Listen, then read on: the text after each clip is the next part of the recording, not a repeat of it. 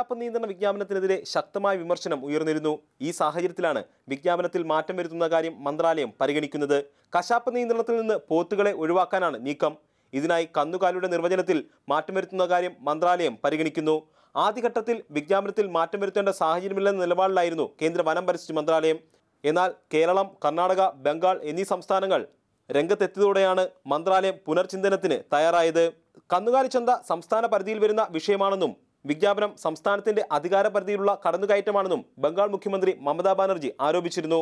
What is constitutional, what is not constitutional, we have the state list and the central list. So that is just like clear picture. It's a crystal clear. വിജ്ഞാപനത്തിനെതിരെ യൂത്ത് കോൺഗ്രസ് പ്രവർത്തകർ പരസ്യമായി അറവ് നടത്തി പ്രതിഷേധിച്ച സംഭവത്തിൽ കോൺഗ്രസ് അധ്യക്ഷ സോണിയാഗാന്ധി വിശദീകരണം നൽകണമെന്ന് BJP ആവശ്യപ്പെട്ടു.